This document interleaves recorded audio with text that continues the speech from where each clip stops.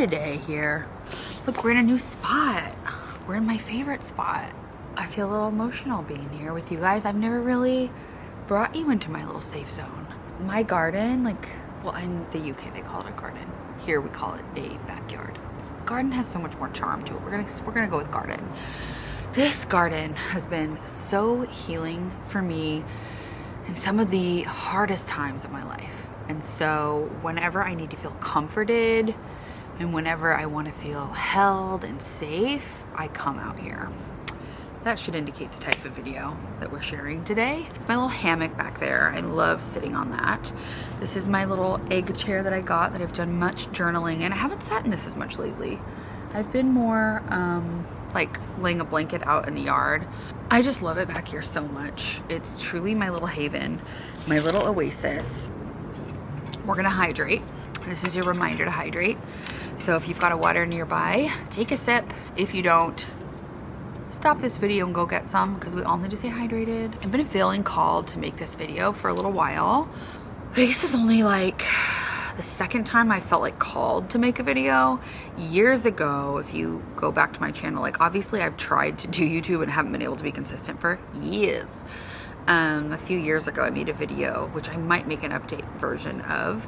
It was called Don't Talk to My Friend That Way, and it was about negative self-talk. And that is one of the things that truly has been pivotal on my journey of self-acceptance, body acceptance, growth, self-trust, which is, in my opinion, my life's work, is to continue to cultivate these things within myself and share with others whenever the opportunity arises. And yeah, I'm feeling called to make this video, and so I just want to honor that calling. And I don't know if this is for anyone or if anyone else needs to hear this, or maybe I just need to get it off my chest.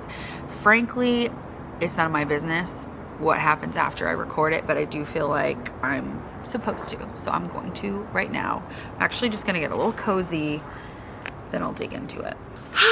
If you are here sharing this space with me, I do invite you to take a deep breath.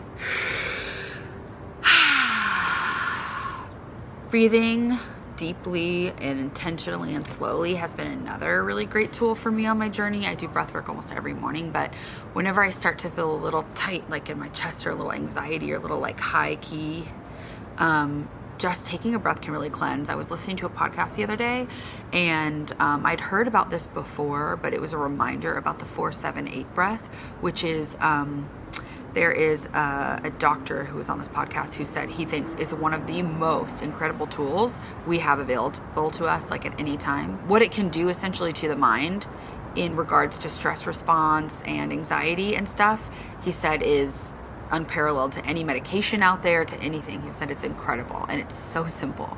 So all you do is breathe in through the nose for a count of 4, like pretty like sharply, and then we're gonna hold for 7 at the top, like with a full lungs, and then we're gonna breathe out slowly and like loudly, crudely, if you will, however you want to, through the mouth, whatever you need to release, for 8. And let's just do that together now. And if you're in a place where you can't do that, do it quietly if you can, or just take a deep breath. Anything to kind of just like reset, in case you're supposed to receive the message I want to share, in case you just, I don't know, I just feel like if you're here joining me, we can all use this. So let's take this as an opportunity to kind of reset, and then we'll jump into the conversation. So 4 in.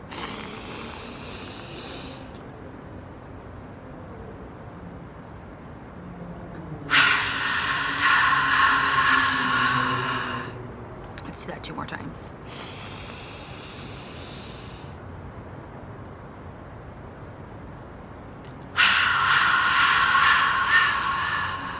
I'll just count for you for the last one. No, I want to do it too. I'm doing it.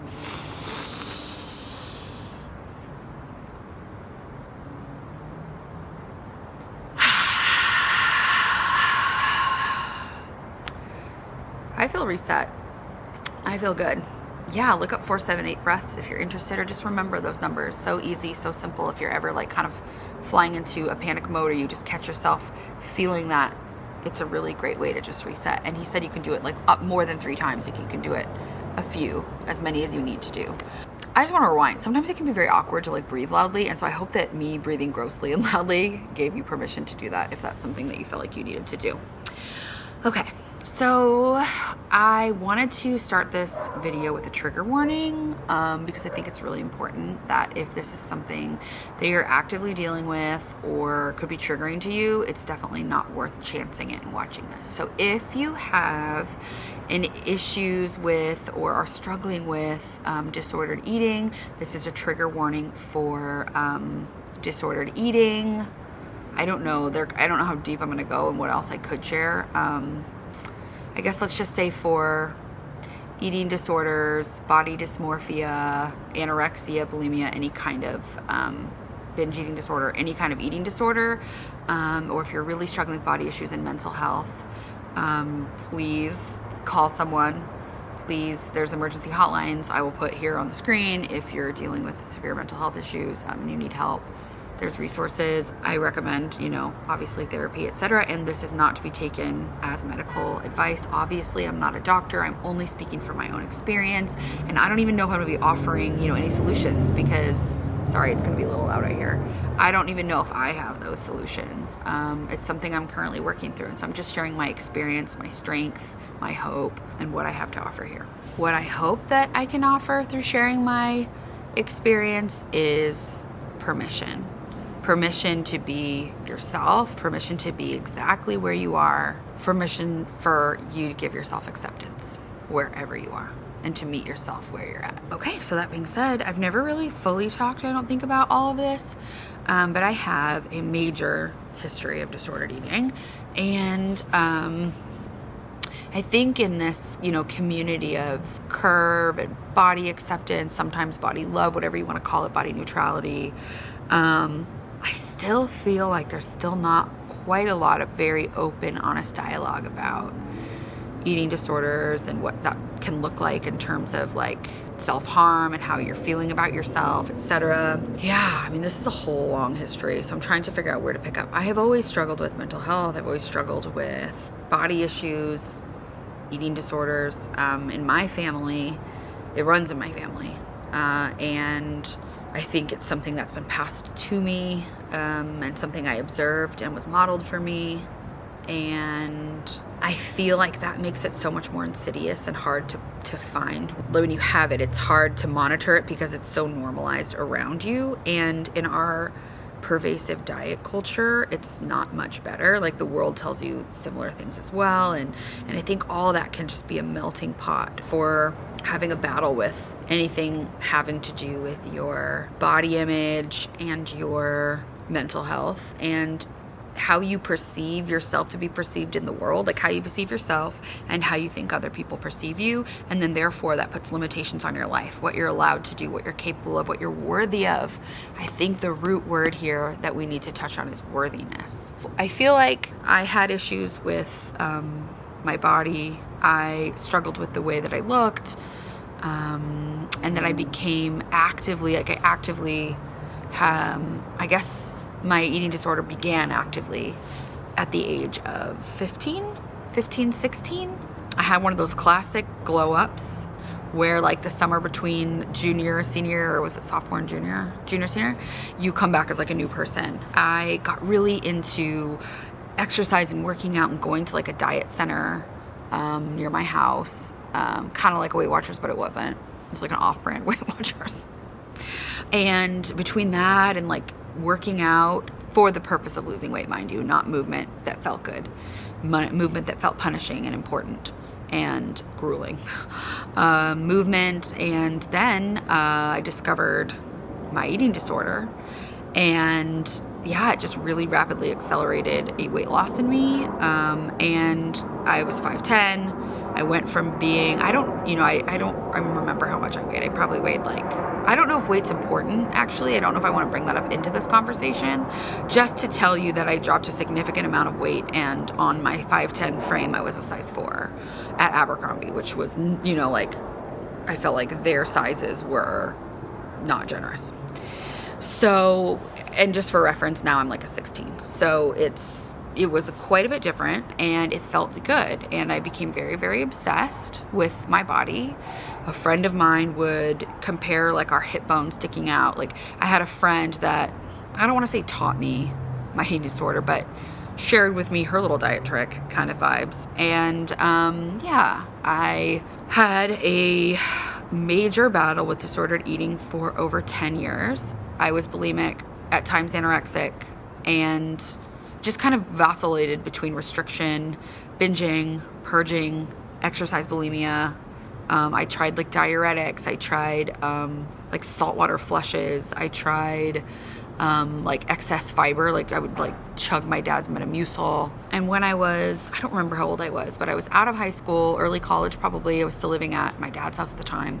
My parents discovered me purging. The housekeeper did, and told my parents. And I had to go to an eating disorder facility. And yeah, it didn't, I mean, I don't think that it helped me. You know, I was in therapy. But anyway, this is something that raged on, and I think I didn't stop until I was maybe, like, I'm trying to think.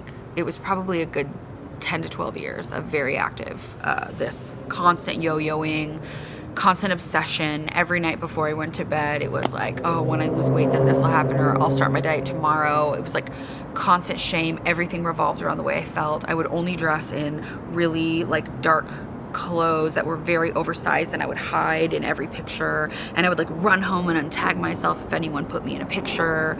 I was so afraid if someone I like knew saw me in public. Like, it was wild. I didn't want to go anywhere. I had lived a very small life up until like a few years ago, honestly. And it was a dark, hard time, but I don't think I knew any different. I just thought that was life. I thought that like, this is what it was when you're fat. This is what life was like as a person in a larger body. That was it, you know? And I didn't think I was worthy of good clothes. I didn't think I was worthy of a healthy, good relationship. I didn't think I was worthy of the job I wanted. You name it. I really think it ran a lot deeper than I thought. And I'm kind of just like giving a quick history. Like, there's so many more, you know, things to go into, but just to give you a context, that is something I've always struggled with. And then around 2017, 18, maybe even like end of 16, I'd say, then going into 17, 18, I just had this rapid and incredible shift. I did yoga at this retreat, and I heard my body ask her to come back. She said, like, you came back for me. Like, in the yoga, it was the weirdest thing. Like, I still feel emotional thinking about it, because she was there and she was speaking to me. And she's spoken to me a couple times since. So that was what started it. And then in 2008, that was like 2016.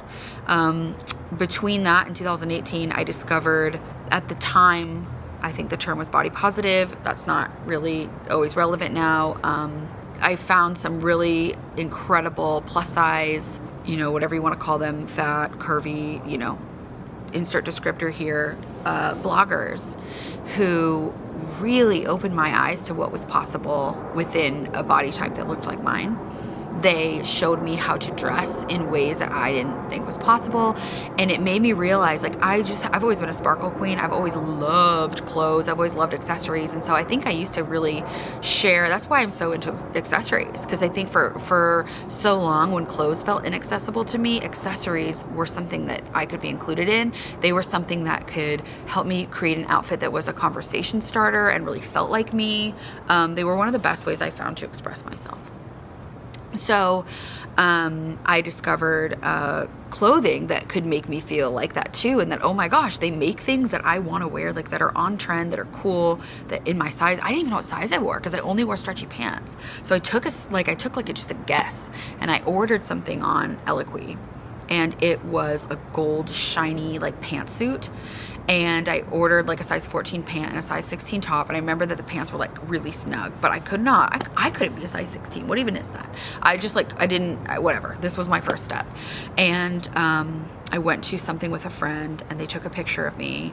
And I remember like the shame, the fear, like the feelings that came up, like during the photo, like after, when they were going to show me the photo, I was like, honestly, I was like, just don't, I can only imagine. Like, I truly, like, in my mind, I was a monster. I was like so unattractive. Like, I hated my face. I hated everything about myself, honestly.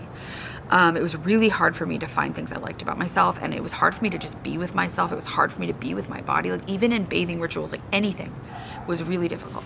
And so I saw the photo, and I was blown away that I didn't think it was bad. Like, I was like, huh? like that. So people can see that I also look like that. Like, I know I look like this, but maybe I can sometimes also, like, maybe sometimes if people glance for a second, they could see that, was kind of how I felt. And yeah, I posted that photo, and I posted like another thing from the brand, and they, within like, I don't know, very shortly thereafter, they asked me to do a holiday campaign. It was my first sponsored post in that way, like sharing myself. And a few months later, they flew me out to New York to model for their swimwear line when they launched it. And that's a whole other story for another day. I was so scared. I could barely function. I was like hiding in the back. I wouldn't make eye contact with the camera. I was like, oh my gosh. Fast forward to today when I'm like half naked in front of all y'all.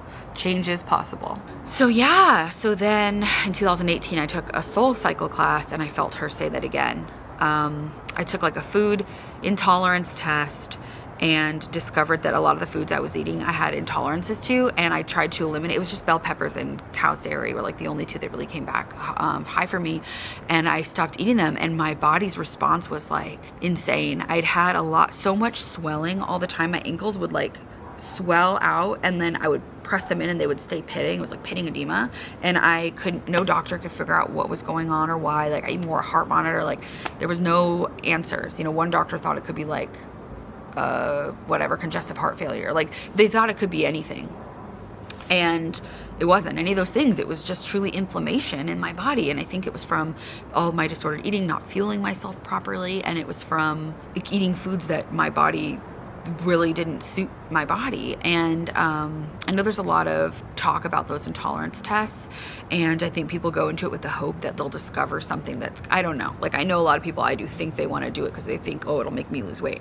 It was a byproduct for me. I absolutely don't think that's the norm. I think that it just woke me up to, like, I feel like when I stopped eating the things that were really upsetting my body, when I started just eating regularly and like just fueling my body better, that it felt like there was like a cloud of sensation, which actually is something that I have now since verified with a nutritionist I'm working with.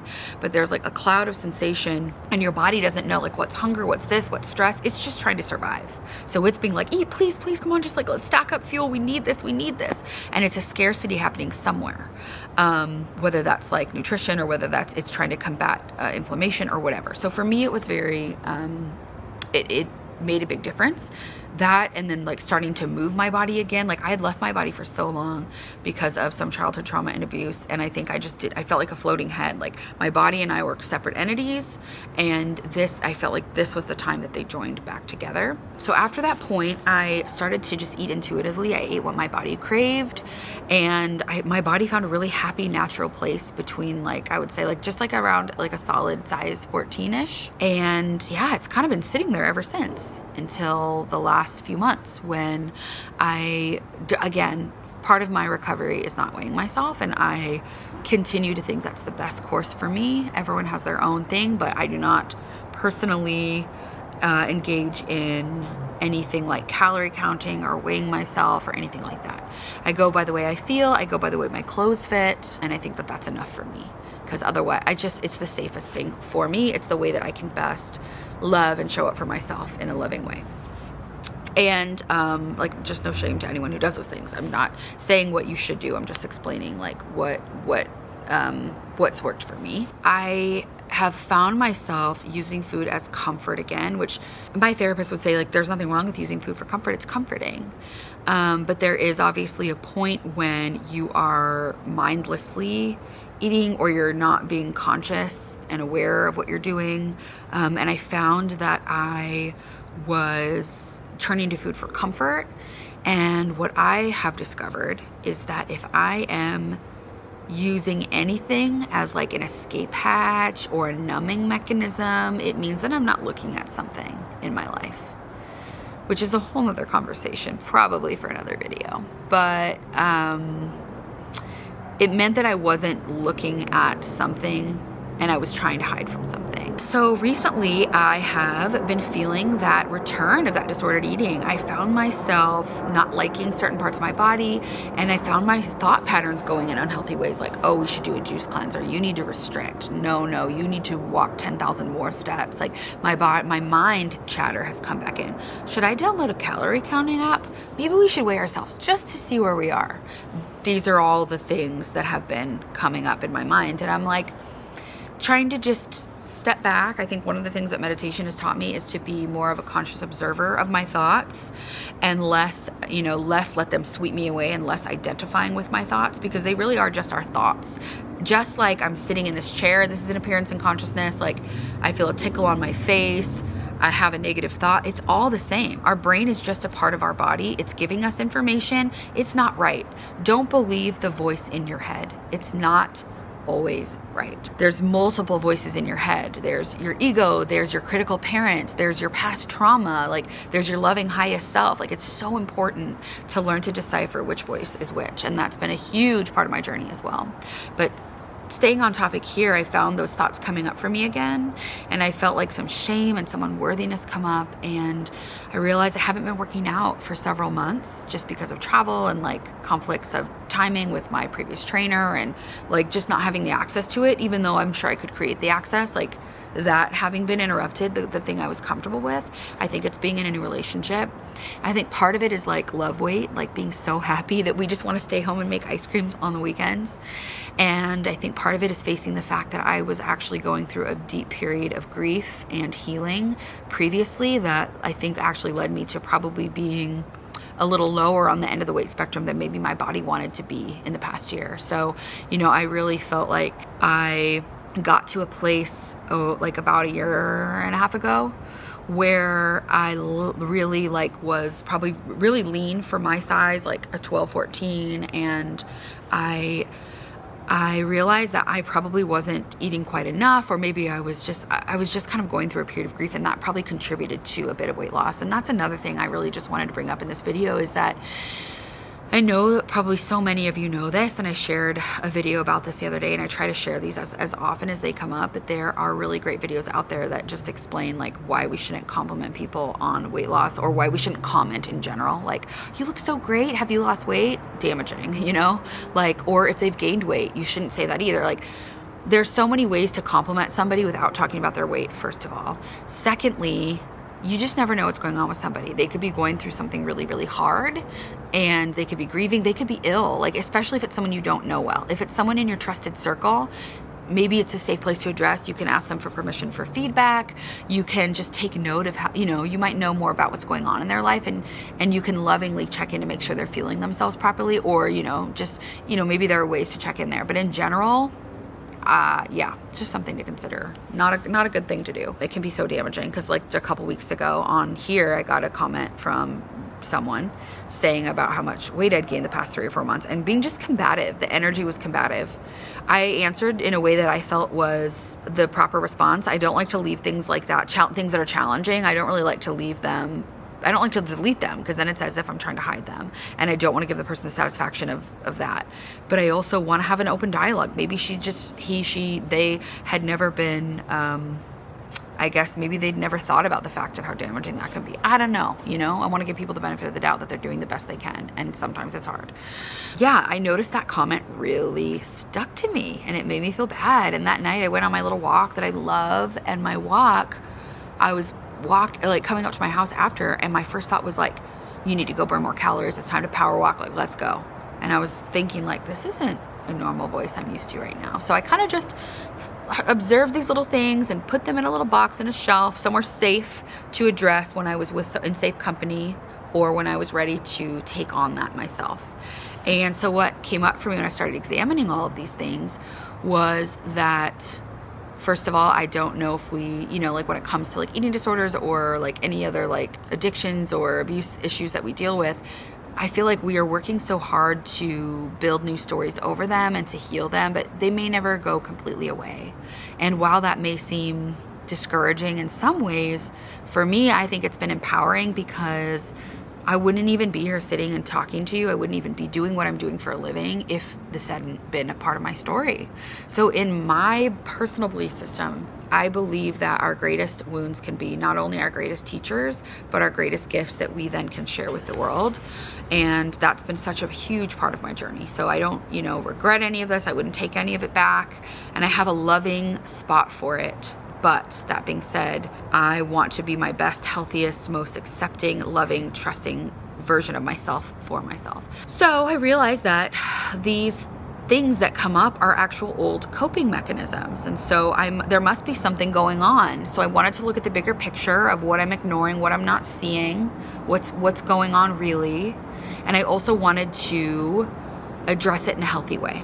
So instead of course correcting in like punishments, workouts, like, you know, diet plans, like none of that was not an option anymore. So my therapist recommended I work with a nutritionist, and I ended up hiring an amazing woman who I've really, like, we have been having the most beautiful conversations. Ooh, this is scary. It got so dark. Let's go inside. Well, we are inside now. I'm just sitting in my kitchen. Thanks for your patience. Okay. Yeah, it's not what I expected. I think I thought that she would, put me on a diet plan or tell me like how many calories I should eat. Like I had this preconceived notion of what it was going to be like, and it's been nothing like that. You can tell that her primary focus is healing people's relationships with food and ultimately themselves. And there's also an amazing book I read a few years ago called Women, Food, and God that I thought was really powerful. And the overarching message of that is that we are seeking to avoid difficult feelings when we use food or or with the eating disorder, whatever it is that we're dealing with. And because we're afraid of those emotions, like we feel like those emotions will swallow us whole and we won't make it. But in reality, most of these really difficult, tough emotions only can last at like their full intensity for like 90 seconds or something. And if you can just let it wash over you like a wave and just like batten down the hatches and just like let it come through, that it can work its way out. And that's like what a somatic experiencing is. And that's something that I'm kind of starting to look into. I've done it a couple times with my therapist, but it's something that I'm wanting to check out a little more. So if you feel called to look into somatic work or somatic therapy, that's a great way to release things from your body without having to talk about them. Kind of similar, I think, to EMDR, which I haven't done, but a friend of mine has had life-changing results with EMDR. If you have anything that you want to work through specifically. And yeah, I feel like I'm just being called to examine what I reach for when I'm out of my comfort zone, when I'm overwhelmed, or when there's something off that I'm not looking at in my life. And I think for me, I have identified what it is I'm not looking at and what it is that I'm not honoring. And I'll probably share more about that as that unfolds. It's just been really eye-opening, observing some of my habits. Like if you were to ask me, I'd be like, yeah, I eat really healthy. I do this, I do that, and da-da-da. And like, if I'm honest, the past few months, I had fallen into a habit of having a coffee in the morning and then not eating until sometimes 3 or 4 in the afternoon, and then just eating whatever. And then at night, maybe I would just like go crazy on sugar or something. So it was just not treating my body with loving kindness. And what I've learned so far from my nutritionist is that my body was physiologically unbalanced. And so no wonder at night I'm reaching for sugar or carbs or whatever it is, because my body was doing whatever it could to make sure it would be okay. Like it's its job to survive. And so my body was it was so out of whack that it didn't even, I couldn't be in a place where I could eat intuitively anymore, because I wasn't in a place where physiologically my body was able to have clarity to send those signals to me of like, you need some iron, a steak sounds good, or those receptors to tell me like, okay, I'm satiated now, thank you.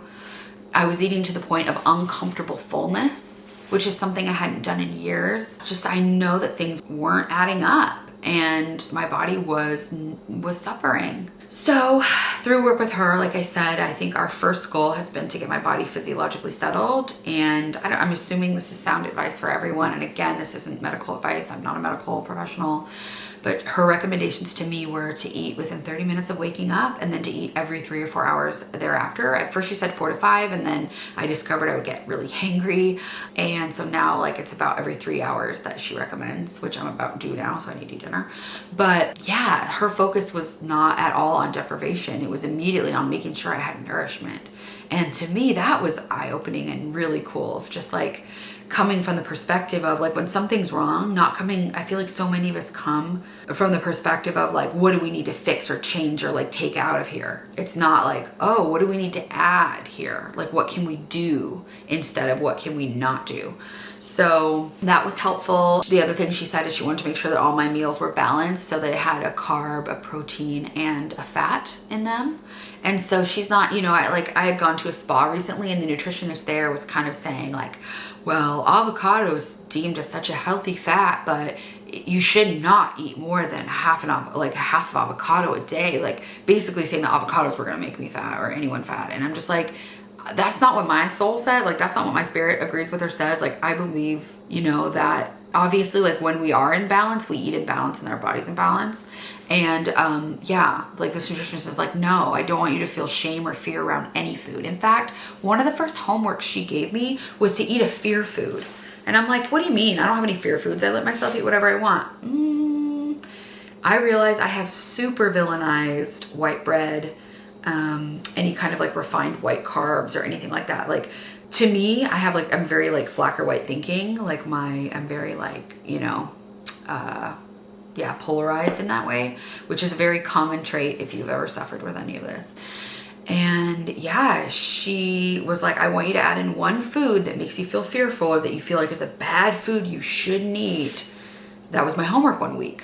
And it was crazy. Like I went out and I realized like, oh, the only time I enjoy these foods is when I'm being bad and like having a cheat meal or a binge day or whatever I wanted to call it at that moment. And she's like, no, like nothing should be off limits. Like nothing should be. And the other thing she really imparted in me was the joy in movement. She's like, I don't want you doing any exercise that you don't like. If you wouldn't do it, if it burns 0 calories, I don't want you doing it. And that also blew my mind.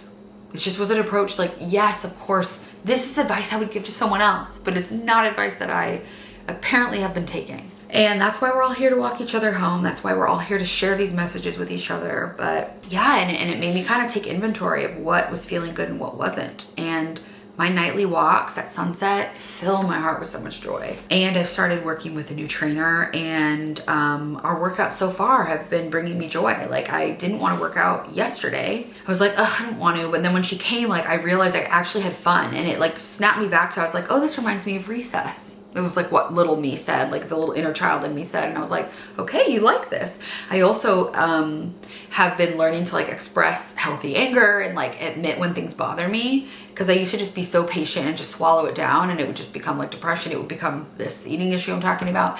And I was able to like healthfully release some like steam lifting weights, and it felt so good. And I felt so strong in my body again for the first time in so long. I think I've been so scared recently that my body's gonna fail me. And there are so many ways I'm afraid it's gonna fail me. And I don't know if that you can relate to that at all. I'm not gonna go too into it because I feel like if it resonates, it resonates, that you feel like you don't trust your own body in ways. And so I'm kind of slowly getting it back, and it feels so good. I have been like eating healthy snacks and cooking more at home. And another thing she said is like, don't go to the store without a list. One of my other homeworks was like planning 3 days of meals in advance, because my thing is I'll get really busy with a work day and I'll be like, just one more thing. And then I won't have eaten. And that happened so often. And I feel like not only was I using food to cope like at night to like wind down from the day, but I was using like the deprivation of food during the day, like the lack, you know, the scarcity of it. And I was also using work. Like I feel like I, in many ways, was also experiencing workaholism. And all of these things are not unrelated. They are all different sides of the same coin. So that's why I bring these things in, because I think it's important to examine all of our behaviors as a whole. And then if you pull out even more, it's like, how are my sleep patterns? How is the rest of my self-care going? And everything seemed like it was on a downward trajectory, which I guess leads us back to what I touched on earlier of like, what was I not looking at? Like, what are we not seeing? What are we trying to avoid? What patterns of thought are we engaging in when we do these behaviors that no longer apply to us or that we want to shift? And yeah, I've been trying to just get a little more playful with the energy and not have it be such like a heavy shadow work thing. Like I'll playfully correct the inner voice, the inner critic when she gets a little too loud, or I will stop what I'm doing and go do something playful just to bring me joy. I think one of the worst things about having eating disorder, like struggling with an eating disorder, is how much it can rob you of the pleasure of food. we start to tie it to shame, like we're greedy or we're bad or we're undisciplined or we're like, there's, you know, however you want to describe it, gluttonous or like lazy or whatever. And that shame can take away from one of the most beautiful, simple pleasures of life, which is food, and always has been. There's a reason why we gather around for meals at holidays. There's a reason why like foods have become gifts. There's a reason why there's such a culture around dining, because it's such an integral part of our human makeup, of our gatherings, of our pleasure receptors. Like flavor, our sensations are actually being present in our human bodies is so tied into food. And that's why I never, and that's like the final thing I'm gonna like offer that my therapist, my nutritionist offered to me was, she said, if you're feeling off course, if you're feeling like something's wrong, do not, like, no matter what, the most important thing here is your relationship with food. Do not indulge in any kind of like correctional behavior or whatever, even if you think it's healthy, if it's at your expense of food, if it's at your expense of your relationship with food. And I was like, okay, I get that, because I think the second things are like bad or tied to like such shame, it just can really rob us of that joy, and it can just really be something that's hard to dig out. So yeah, I'm trying to like sit down and be present and really enjoy every meal. Like really like take a moment to just, I really think that's like what's really beautiful about blessing food too, whether or not you subscribe to like a religion. I think it's just like acknowledging like, I'm gonna eat this now, you know, like I'm grateful that I have this to nourish my body, and I'm just gonna take a moment and like be grateful and just experience it and enjoy it. Because yeah, I'm not the kind of person that's like, I'd rather just down a protein shake. I don't, like, food is one of my things, okay? And I think it's just such a delightful, delicious part of being human.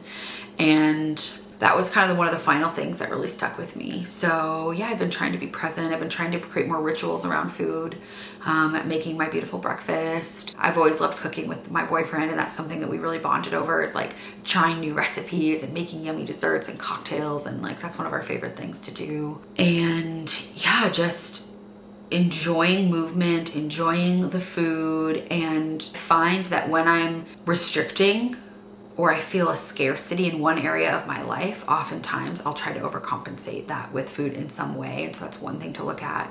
And then the other thing I was saying is that I just feel like, not here, but over on Instagram and TikTok, like I felt a little lost about what I'm sharing. I think in this culture that we live in, it's all so like trend based, and everyone just kind of sees what everyone else is doing, and then you just jump on the bandwagon, and then you try something else, and like everyone's starting to kind of look the same and do the same things, and it's so entertaining. There's so many incredible personalities that have emerged from it, but I found myself a little bit lost in the shuffle, a little bit lost in the crowd, and I feel like I used to have such a strong voice and feel so strongly about what I was sharing, and I feel like I've lost it a little bit. And I think, if I'm honest, I'm a little scared to start sharing more about this stuff, because this is more of what's on my heart than a lot of the like fashion content that I'm sharing over on Instagram. Like, I still have fun with fashion and I love it. I love it. I love it. But I think I maybe want to step out more and get more into like teaching about style and how style integrates with our mental health and our sense of self and our ability to self-trust. Like, to me, that's what I love about style and fashion, is how it's an extension of our personalities. It's an extension of who we are, and it's such a beautiful, valuable tool to us. And anyway, so I feel like I kind of got lost in the shuffle of like, you know, sharing like, oh, this is on sale, and like, here's this, and just kind of got swept away, honestly, in just what our everyday life looks like living in capitalism. Like, it's normal, right? This is my job, and I do need to make a living from it unless I want to go do something else. And I've been in this world for so long that I think I kind of lost some of my sparkle, and I kind of started thinking like, maybe like just showing up as myself isn't enough. Okay, I need to try and learn these transitions, and I need to do this and that. And it was fun at first, and now it's like not that fun anymore. And so it's like I'm spending most of my time doing things that feel draining, and very little of my time doing things that fill me up. And I think that that's one of the reasons I've shown up so much more here, and I've been thriving and feeling better and having fun here, and why there's no agenda here is because it's the most real, natural extension of myself that is living on the internet currently. I think I've realized, like, no matter how myself I think I am, there's still a layer of imposter syndrome, fear, and the need to be what I think people want me to be that exist on those platforms. Like, I think if I'm not aspirational, or if I'm not like keeping up with all the cool girl trends or whatever, that there's not a space for me there, and then I feel ashamed, and then I like hide. And then when I haven't shown up, I hide like more. It's just like a sick cycle. And so I think it's so important to just be able to be open and honest with who I am somewhere. And that's why this has been such a beautiful healing place. That's why I really want to start the podcast. And again, like going back to, I feel like I'm not honoring myself because I've been talking about this podcast for so long and I won't start it. Why? Because I think I don't have the perfect name. That's really what's holding me back. But I'm sure if I lift that little Pandora's box, there's like a little boing thing waiting to come out to be like, oh, it's also the fact that you think it's going to fail. It's also the fact that you're feeling unworthy. It's also the fact that you're scared. Like, oh, there's like a million reasons, but I'm pinning it on the name. Okay. So we're sticking with that story. I feel like I've been ignoring my calling. I know that sounds like a really huge, lofty statement. I need to take a drink of water. I'm getting all hoarse. Hoarse, get it? Think that I know that I'm supposed to talk talk to people from my heart and share what I'm really going through, and not just hide behind shopping, you know? And I love shopping, and that's not gonna go away because I started doing this because I love it, and that's not changed, but the way I've shared it has changed in that I don't feel my most authentic self, and it's not bringing me alive like it used to. And so I think that I've kind of just been going through the motions, continuing to do brand campaigns and ignoring the fact that my heart is calling me to create out of passion again, and not create what I think people want to see, and not create to grow my following number so that I can get jobs, so that I can make a living. Like, that's not the reason why I should be showing up here. And that is not a reason of why and how I should be showing up.